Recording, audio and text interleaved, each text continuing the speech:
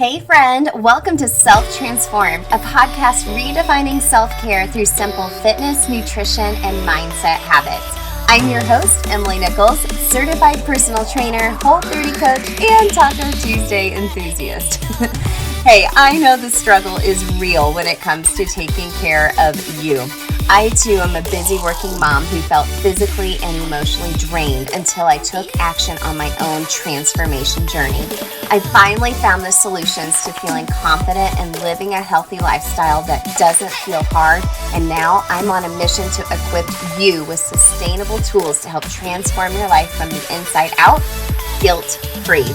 Together, we will simplify your health and fitness into daily habits that don't feel like another thing on your long to-do list, but daily actions that light you up instead. So if you're ready to redefine self-care and step into your own self-transformation, then let's do this.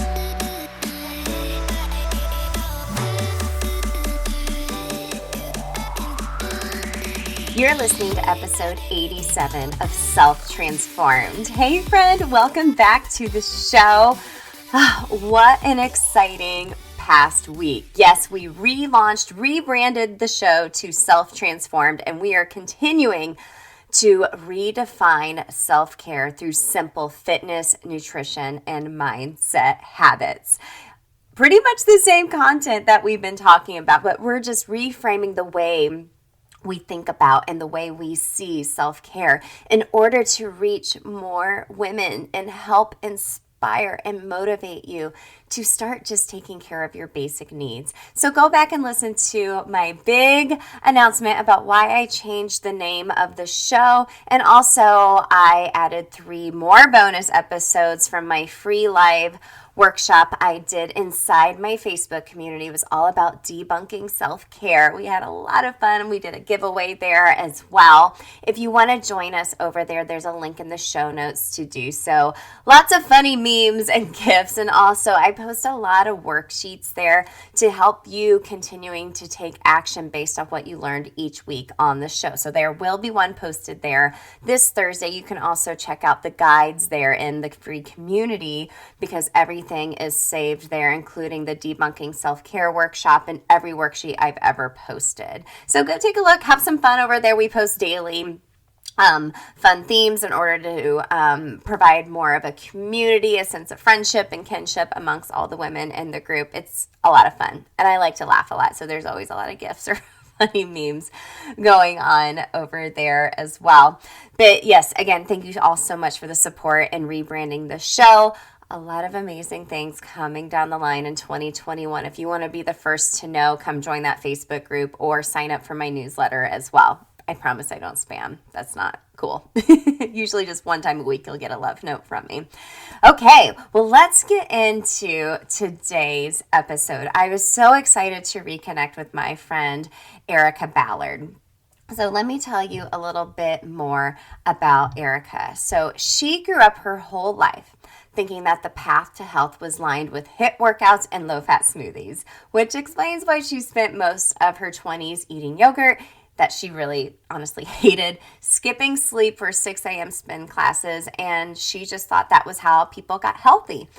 That is until she wised up to the fact that we've been sold a bunch of BS, because true health, the kind most of us seek, is way more than food and workouts. Okay, and we're going to get into this a lot more in the episode. What does true health mean? What does it look like? Erica is very, very smart, and she's on a mission to help high-performing women understand this and learn how to prioritize your own health and themselves. So she's a health coach, and she just speaks the truth. My hands were raised to the air throughout this whole conversation.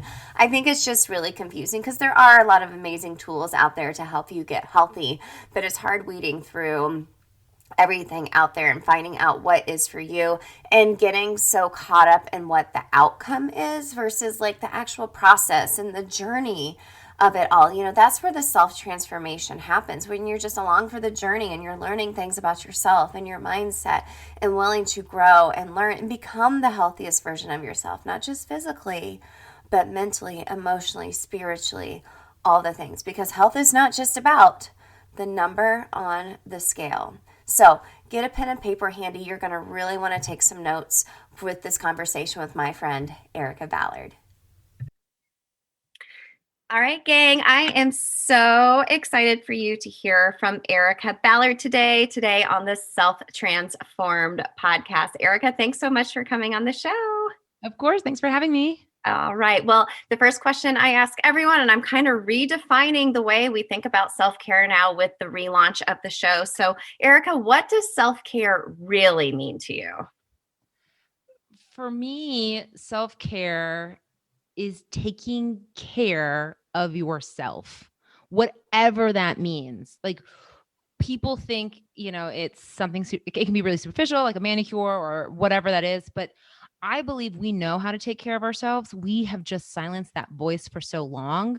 So whether it's laying down on the bed instead of pushing through, or eating that piece of cake because you really want it, right? Self-care to me is about taking care of you and listening to what you need. And it feels like it's become this word, right? That means so many different things, but really it's at the root of it is, what do you need? And are you listening? And are you going to do it?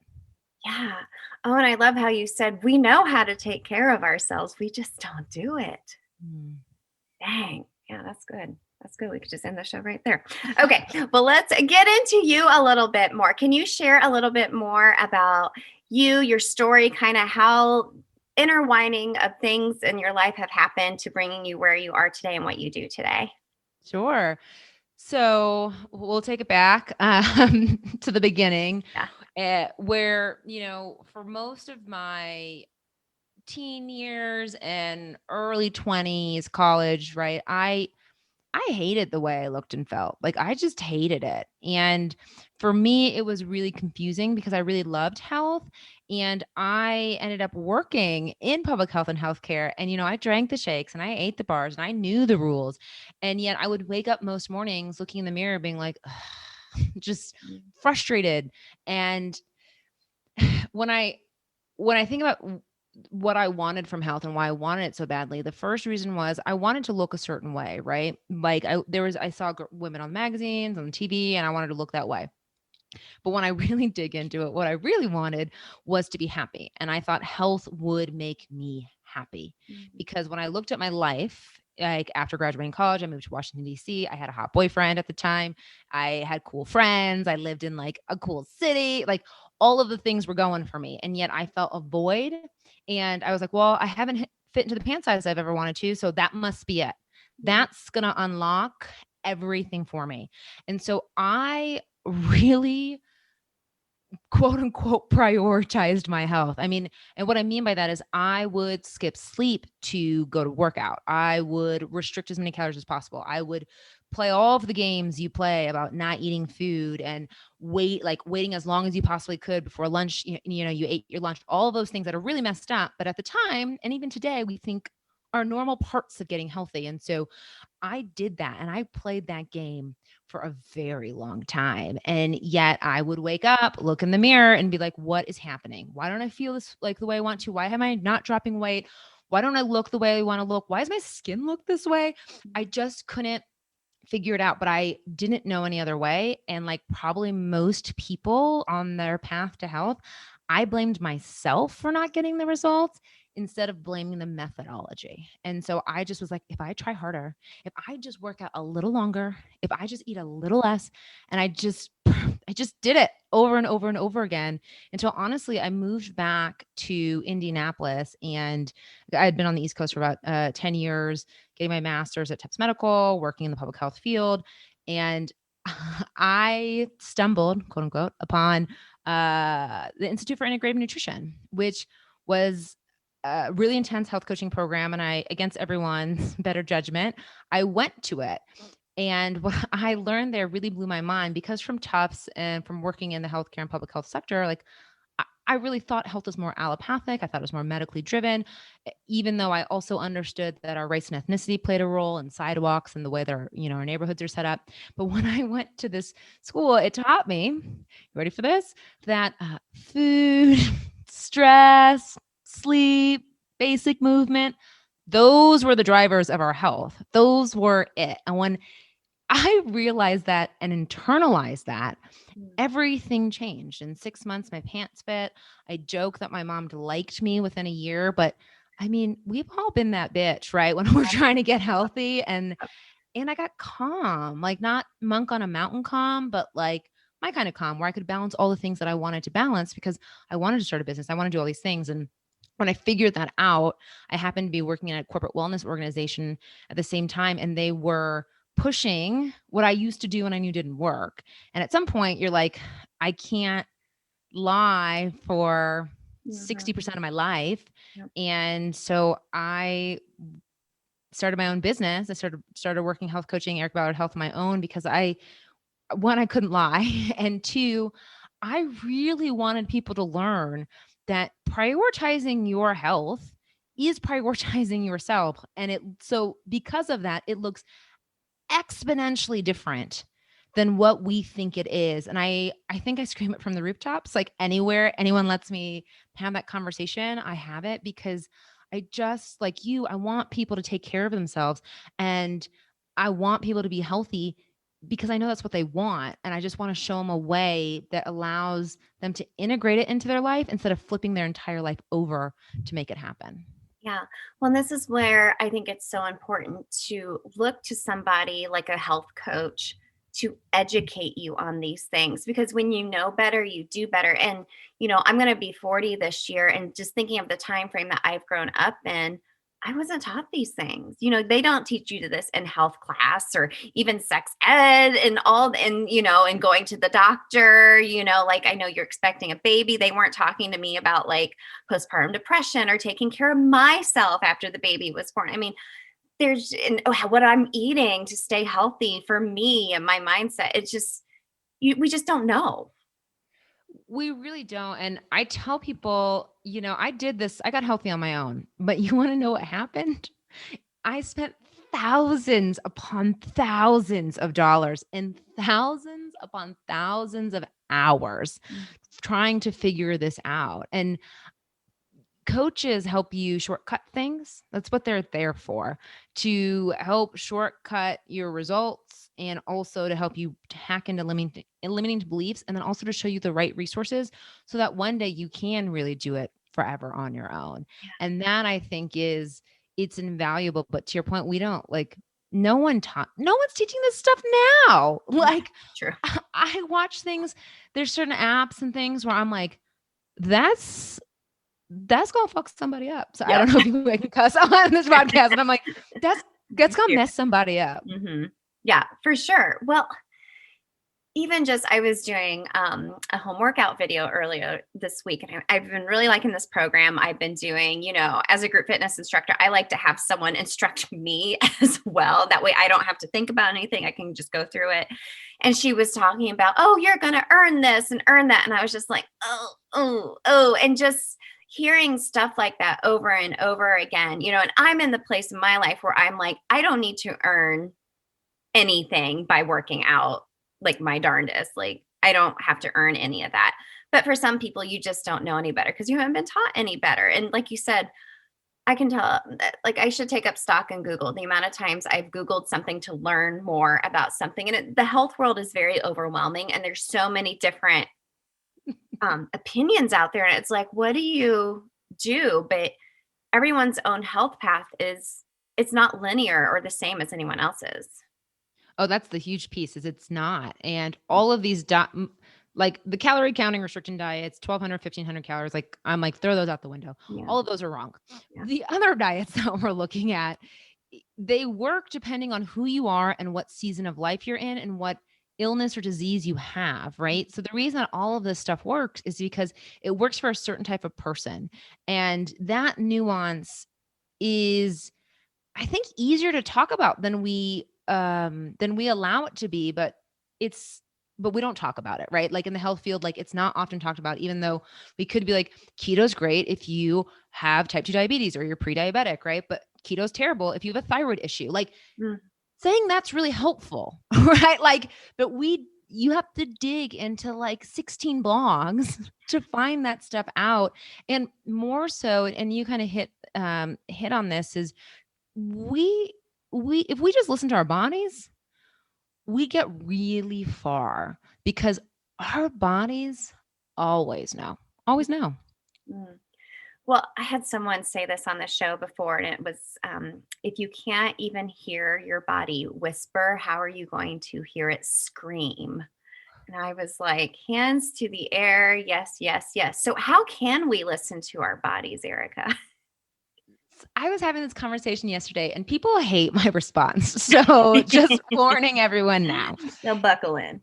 It's simple though, right? It's getting quiet. Like we don't in today's world make space to just be quiet. We're always scrolling on our phones. We're always, looking on the computer. We're always watching TV. We're always doing something other than shutting the hell up and just being for a little bit. Like that is how I started. I started to eat because my journey was starting with food, eat things, and then just kind of sitting with it for a little bit. Did I like it? Did it feel good? Am I full? Did I do too much? And just listen to what my body says. I didn't even ask all those questions, right? Like it would just come through because I made space for it and I set the intention. I want to know more. Like if you set the intention, I want to know more, and then make spaces throughout the, I'm asking for like 2 or 3 minutes, 4 or 5 times a day. Like you have that time. And if for some reason you're like, I don't, you need to reassess everything you're doing. Like you have those 2-3 minutes just to sit and start to listen. And the other practice I've done to start to listen to my body is learn what a yes and a no is in it, right? Like what does a yes feel like in your body? What does a hard no feel like in your body? Because you're going to start with yes or no questions, and then you're going to expand the conversation, right? And that's where those 2 or 3 minutes are going to allow you to have more dialogue back and forth. Because I know like our bodies are constantly trying to tell us what they need.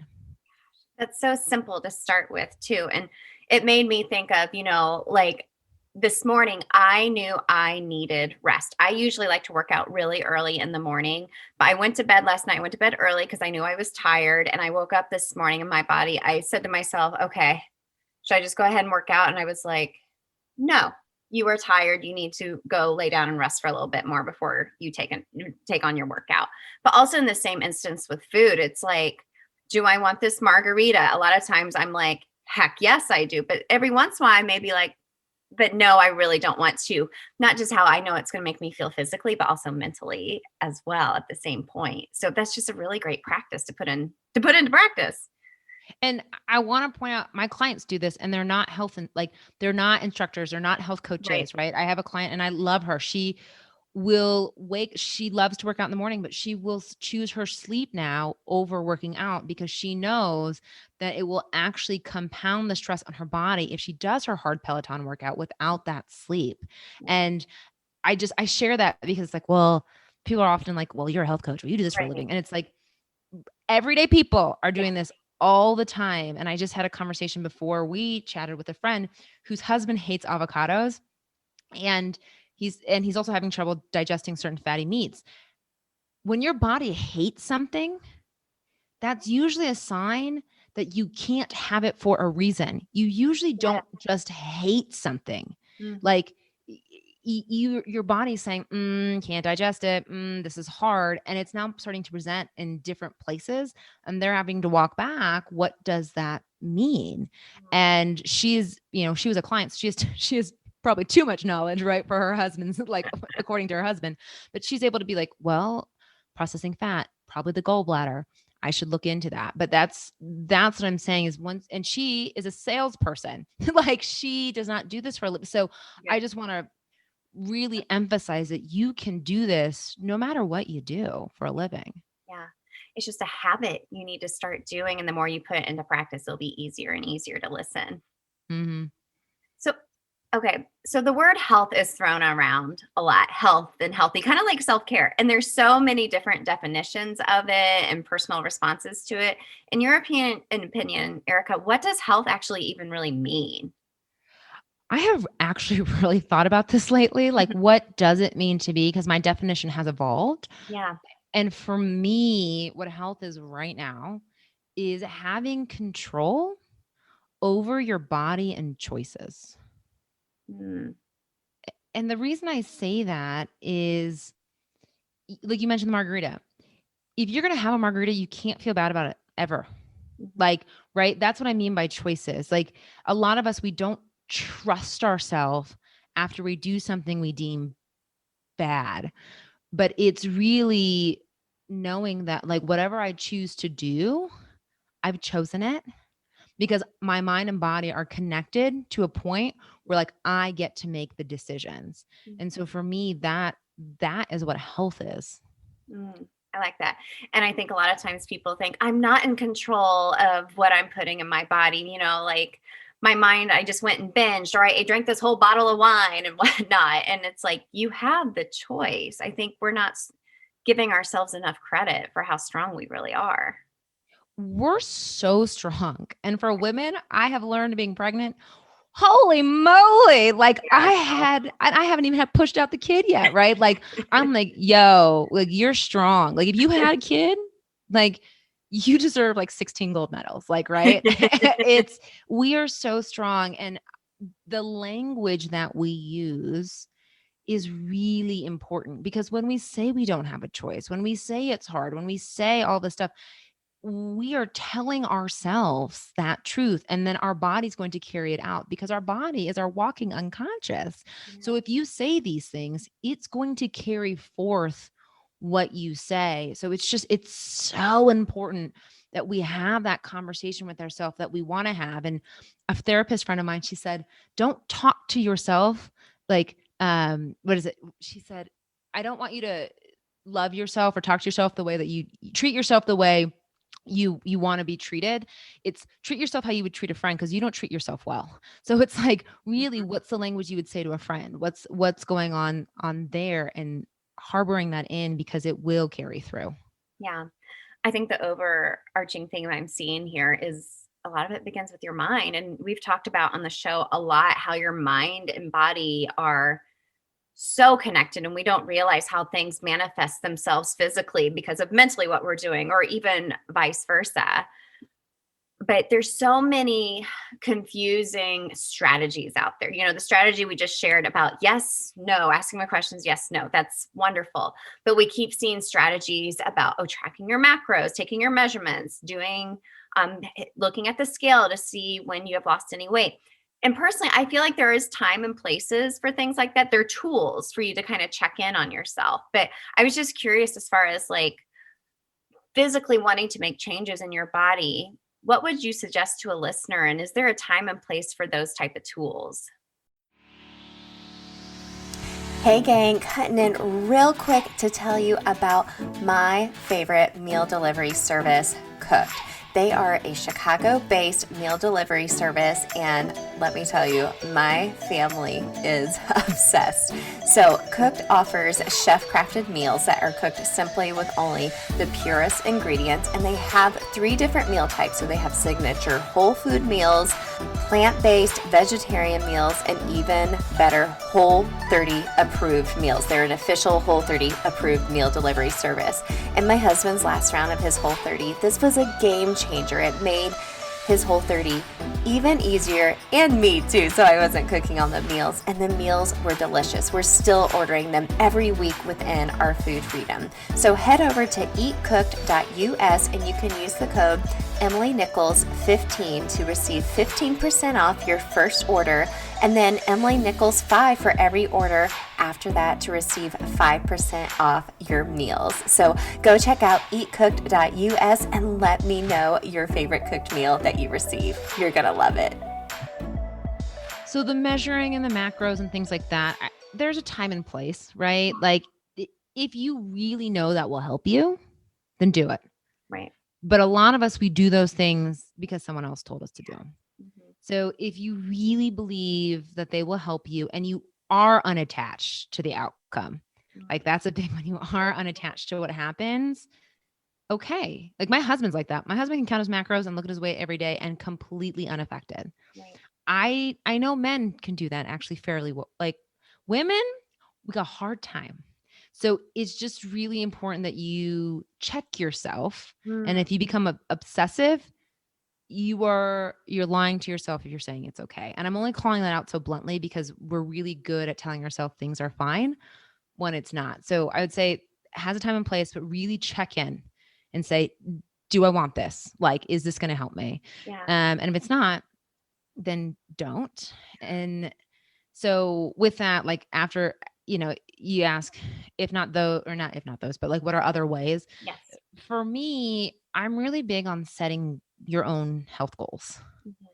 And I say this because I think you asked me my definition of health, right? Most people have no idea what their definition of health is. They have no idea and they've never spent time to think about it. And because of that, their definition of health is based on society, community, mom. Like that is what it's based on. And you've got to get really clear what health means to you and then create goals around it. So if health means to you sleeping really well, feeling really confident and having more energy, then your goals and the things you measure better be tied to how you sleep better, what your confidence is, and what your energy looks like. And that can be self-reported energy, right? Like scale of 1 to 10, how much energy do I have throughout the day or throughout the week? You can check in with yourself. It can look like how many cups of coffee or how much food do I have in the afternoon? Because we tend to pick that stuff up when our energy dips. If you move from like 2 cups of coffee to 0, that's improvement. Or if you go from picking up, I don't know, Doritos or whatever, people pick up when they're like on the slump, you know that you're improving. Or sleep, how many hours are you getting? Or how well rested do you feel? How many times do you wake up in the middle of the night? Things like that I find are really helpful to measure, but I do think it's unique to the person because they have to decide what a healthy lifestyle looks for them. Yeah. And like you said, I feel like society has told us we have to track our macros. We have to download MyFitnessPal. And then you see people, oh, congratulate your friend who's logged for 500 something something days. And I'm like, I'm not congratulating them because that would give me anxiety and stress me out. Like every once in a while, like if I'm not feeling my best, sometimes I will re-upload MyFitnessPal and just take a look. What am I eating daily? Oh, I need to maybe have more healthy fats, or I need to have more protein to my diet because I know I do better on that type of diet for me every day. But they're just tools. Like you said, I feel like, and I'm really glad you brought up women kind of can obsess over that and kind of take a look at that every day. But when trying to figure out what your definition of health looks like, I think a lot of people are like, oh, well, it means I need to weigh this amount. It just makes me so mad when you say that. And I'm going to tell you, there's 2 reasons why. First, ladies, you're not supposed to shrink into this world. Okay. Like the idea here is not to get smaller. I need you to take up as much effing space as humanly possible. So one, I have beef when we're like, I want to drop weight. I want to get thin. I'm like, no, I want to get strong and I want you to hear me roar. Okay. So like, that's my first bit. Like it makes me so mad, but it's what we've been trained, right? So I get it. But the second piece of it is when you're like, I want to drop weight or be at this weight, that weight means something to you. When you want to drop 20 pounds, it means you have a whole vision of your life. When you say, I want to be 20 pounds thinner, you're going to be dating. You're going to have you're going to have more sex. You're going to be more confident. You're going to be working out regularly. You're going to show up as this person that you have in your head. And that's what I'm asking you to look at. Some people are like, it's just that. I'm like, that number means something. It means more intimacy. It means more confidence. It means more energy. And you're blocking it because you're afraid usually that you can't get there. And that's why that's such a big problem is the weight masks the truth of what you want. But in order for us to stay motivated, we've got to be moving towards the feelings, not the number.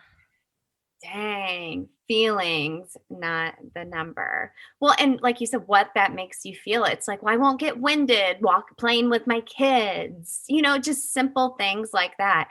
Because you hear people all the time like, oh, I lost all this weight and I'm still not happy. Ladies, remember when I said, and men, remember when I said that health would bring me happiness? That's what I thought. Yeah. It didn't. It didn't. I fit into a size 4. That hot boyfriend was actually a jerk, right? all of these things, it doesn't bring happiness. That's why you have to work on your mind in addition to your body, because you have to everyone hates this, right? You have to love yourself now to love yourself then. But you do, because now is now, then will be now, and then is now. So if you can't figure out how to love you now, you will not, hear me, you will not love yourself then. No. Because you're going to keep seeing yourself as that old version of you, so afraid that you're going to put on more weight. So then you become obsessive about gaining that weight back. And then that drives you crazy. And guess what? Then you gain the weight back, because all you tell your unconscious mind is, I'm going to gain that weight. I'm going to gain that weight. I'm going to gain that weight. And then your body goes, let's go gain that weight, because that's clearly what she wants. Gosh, I could just clap my hands. Yes.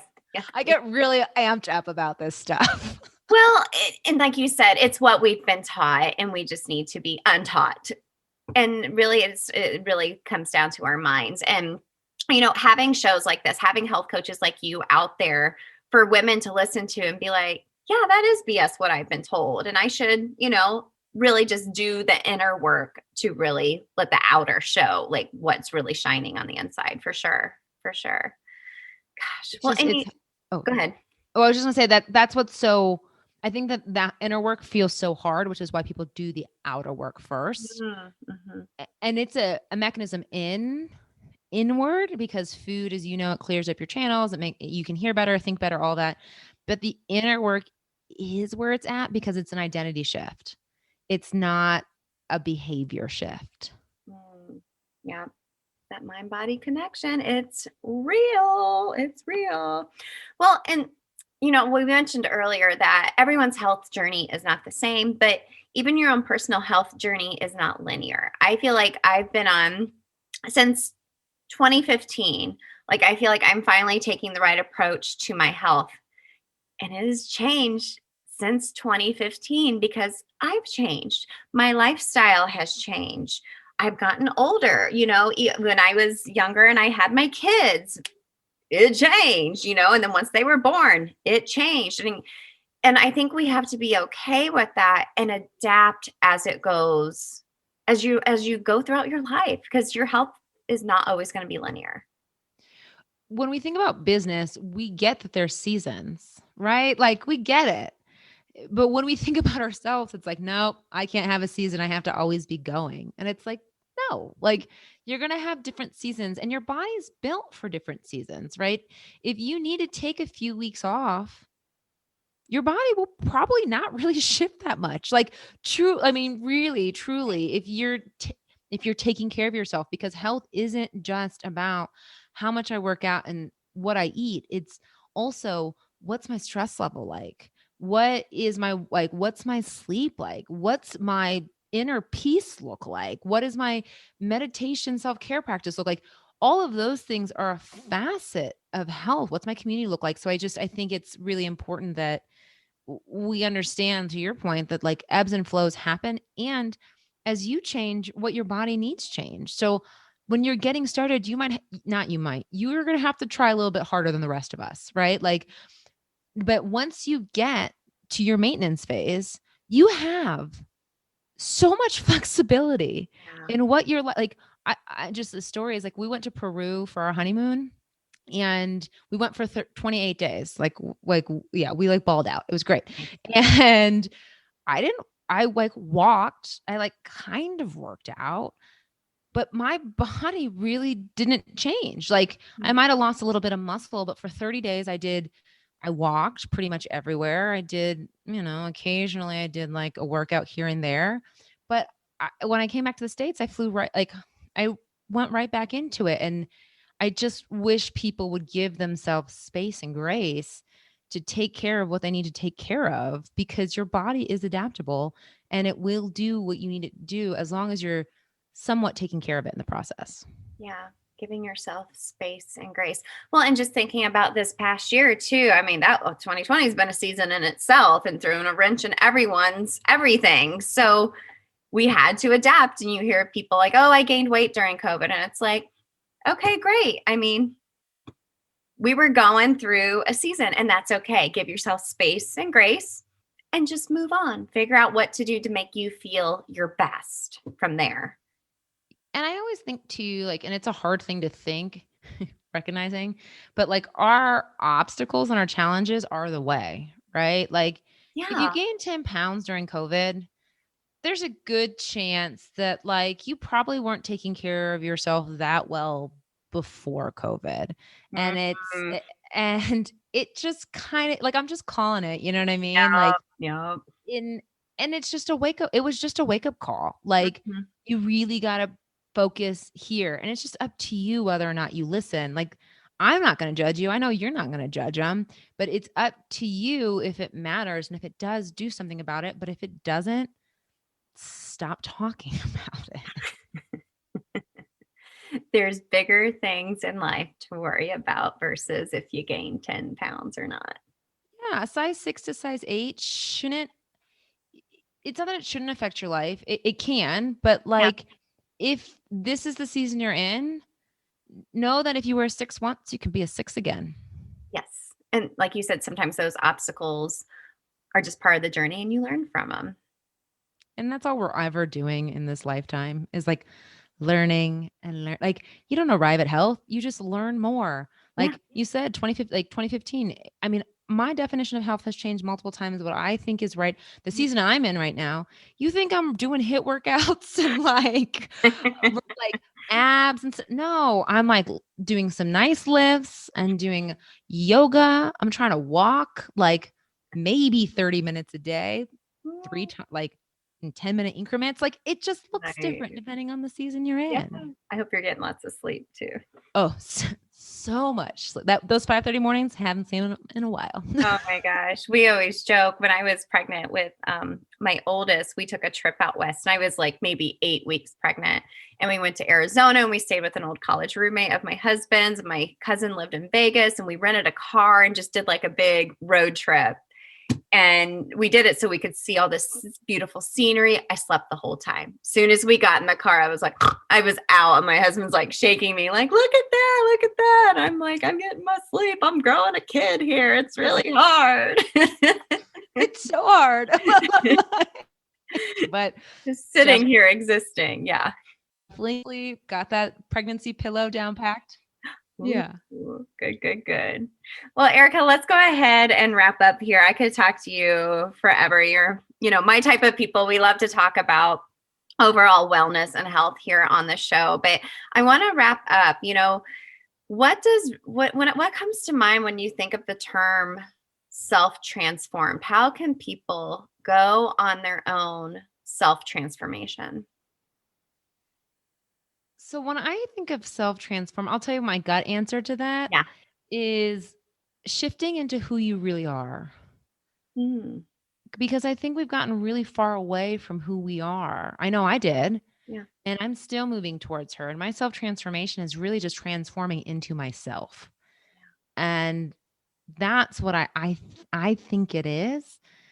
And for how to get there, it goes back to the very beginning of this conversation of listening to yourself, because there isn't one way into self-transformation. You can do it through health, you can do it through food, but you can also do it through community. You can do it through spirituality. You can do it by finding your purpose. There's so many ways to to transform yourself. And when you think of it, it feels like so big. Yeah. Like, Yeah. But really, your body will tell you the first couple steps.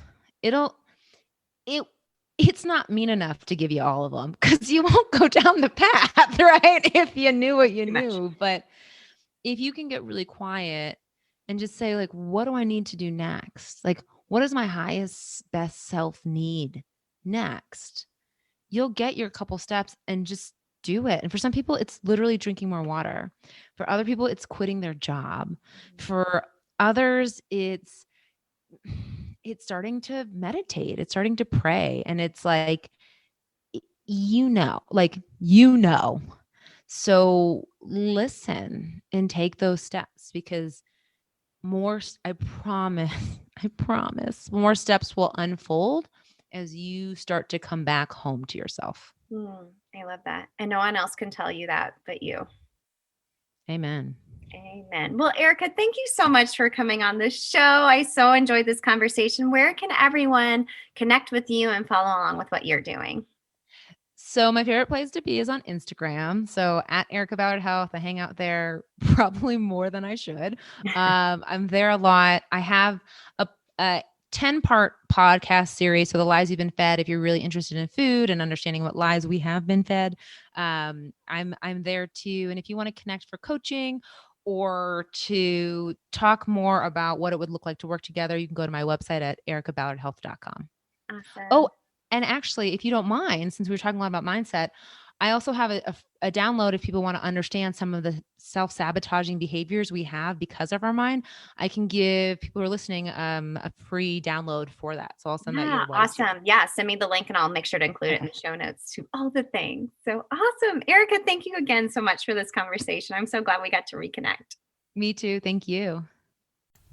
Thank you again, Erica, for this super important conversation. Friend, I hope you had a pen and paper handy and took lots of notes.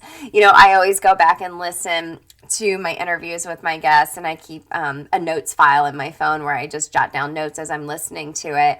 I took so many notes. This was so good. Erica, like I said, is just a wealth of knowledge, and she just speaks the truth. So here's my 3 biggest takeaways that you can take away from this conversation with health coach Erica Ballard. Okay, number 1, just be silent. That's so hard to do, right? We have all the tabs open in our head.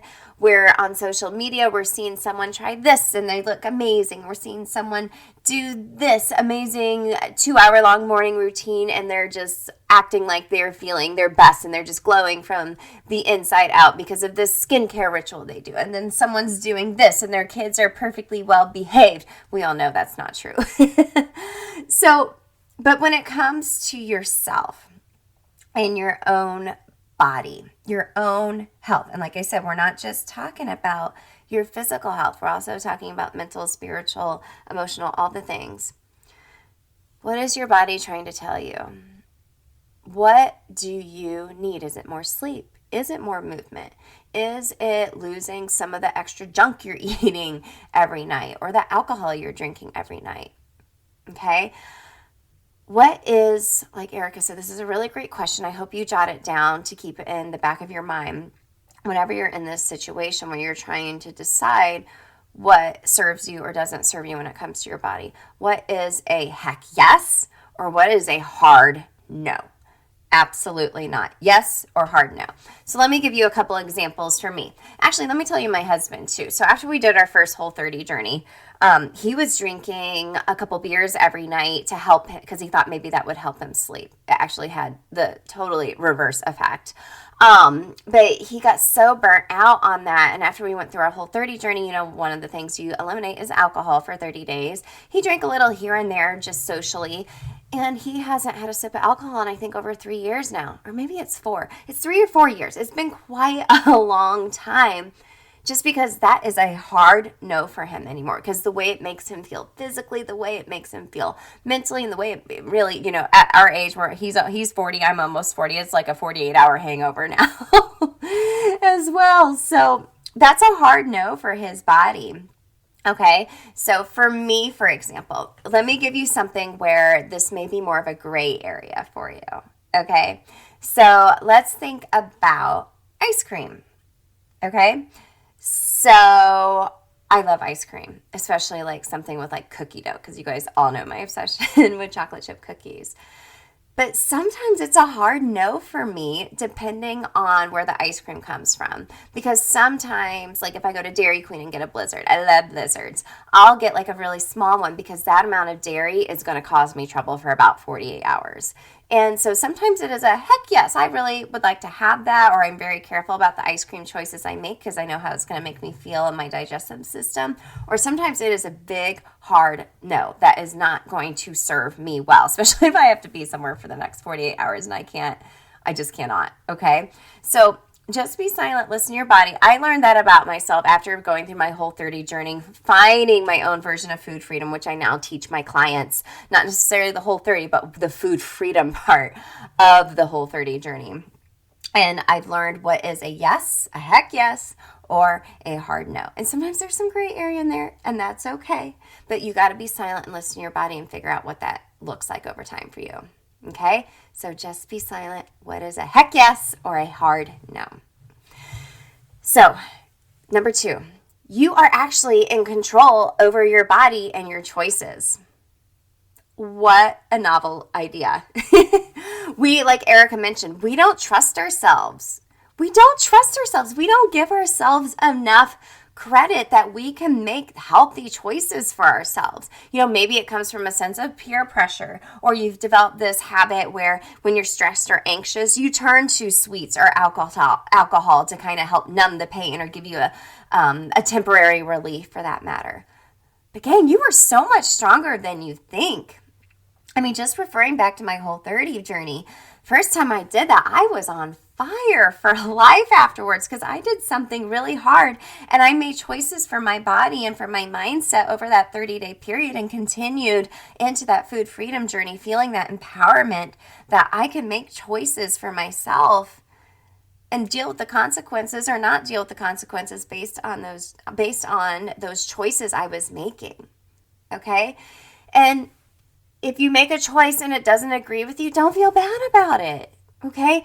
Give yourself some grace. Have a little self-compassion. So if you eat, if I ate that ice cream blizzard, I'm going to be on the toilet, TMI, but seriously, if I'm going to be on the toilet for the next 48 hours feeling like crap, I don't feel bad about it. I'm just like, well, Emily, that probably wasn't the best decision. So moving on. I'm not going to go out and over-exercise to punish myself or talk negatively about myself. I've been there. I've done that. It's not healthy, and I don't want to do it anymore, and I don't want you to do it either. So you have control over your body and your choices, okay? Nothing is either bad or good, just like food is neither bad or good, okay? It's just your choice, okay?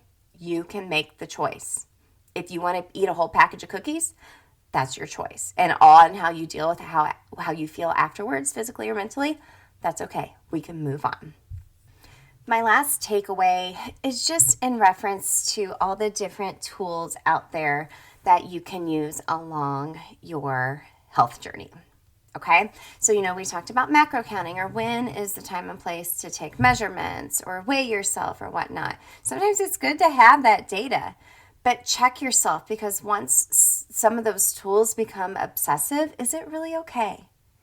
Is it really fine? Okay? Check yourself, and when it becomes obsessive, is it really fine? And another key takeaway that Erica mentioned as far as using these tools that are all out there, if you want to try them, go for it. But you have to be unattached to the outcome, so you're more along it for the journey, like I just mentioned. Okay, so if you're like, sometimes I do this. I've been doing it during my 75 hard challenge. I've been counting my macros, just kind of seeing where I'm at and thinking, okay, maybe I need to add a little more protein or a little more fat, or wow, I've had a lot of extra sugar today, and that's probably why I'm breaking out a lot too, So you have to just be along for the journey. And if the outcome, if you ask yourself why you're using this tool, is it to lose weight? Well, what if you don't lose weight? What if you don't lose weight? Is that going to be okay with you? When setting even your own health goals, that has to be unique to you. It doesn't have to be based on these outside sources and like trying to impress other people. Or even, it doesn't even have to be attached to a number. But when you do lose that weight, for example, say you want to lose weight, why? Why? Is it because I want to be skinny? Or is it because, like we mentioned, I want to have energy to play with my kids? I don't want to feel like crap all day long and have no energy, and I'm falling behind at work and the house is always a mess because I am just drained physically and mentally all day long. Or is it, I want to weigh 120 pounds because that's what society has told me I should weigh? You know, really dig into your why as far as what your health journey looks like, the goals you're setting, and why you want to get there. And a really major point that Erica has mentioned, if you don't love yourself now, you're not going to love yourself down the road when you lose the weight. You're not. What you get so focused on the physicality of losing weight. I mean, that's great. That's a wonderful side effect, and that you're fitting in jeans, if we even wear jeans anymore, even better, and you feel more confident. That's great. But the inner work is where it's at, and the inner work is hard. It's so hard, like Erica mentioned. That's why people do the outside first. But, sometimes you'll see these weight loss shows where these people lose this enormous amount of weight, and they're still not happy. They didn't do the inner work to figure out their relationship with food, why they have low self-esteem. It wasn't just because they were overweight, and maybe it dealt with some type of trauma in their life. What is the inner work you need to work on in order to have, I guess, the outside match the inside? Okay? Does that make sense? You want your outside to meet your inside. And if they're off, what do you have to do? What do you have to do to meet yourself there on that inner work? Okay, like Erica said, self-transformation is shifting into the truest version of you. And I could so relate to this because when I went through my own health journey, I feel like I'm finally myself. You know what I mean? I am living a life lit up. Does that mean every day is just rainbows and unicorns? Absolutely not. I have my days where I'm tired and I'm drained and I lose my patience with my kids, or I'm just not feeling as motivated as I would like to be to do this or that. But that's okay. I've created tools to help me carry on and just continue going on my growth journey. I'm taking care of those basic needs like we talked about in our workshop last week. So I'm in that growth zone and always growing and always open to learning. And that's where I want you to get as well. Because like we've mentioned on this show numerous times, I'm going to keep saying it, there is no finish line when it comes to your health. And what true health looks like is going to look different from my version of health to your version of health, just like what self-care looks like differently for everyone else in your own transformation journey. So go along on the journey. Don't be so attached to the outcome. We got to be patient sometimes when we're trying to reach those goals and focusing back in on that why when we're not getting the results we want right away. But if you're truly doing the work from the inside out, I guarantee you, friend, you will find your true self and your healthiest self. Erica, thank you again for coming on the show. I'm so glad we reconnected, friend. If you would like to connect with Erica, there's a link in the show notes, and that free download she mentioned is waiting there for you as well.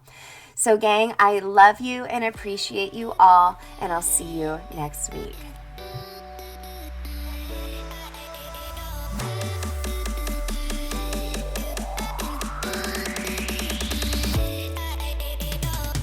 Hey girl, real quick, before you go, if you love today's show and know your girlfriends need to hear this message too, then grab a screenshot, post it to your Instagram stories, and tag me at EmilyNichols22, because the more mamas out there hearing this message, the more empowered we'll all feel to take care of ourselves so we can pour from a full cup. Or the number one way you can thank me for this podcast is to leave a rating and review in iTunes. That way, more mamas will find the show here too. Love you and appreciate you, girlfriends. See you next time.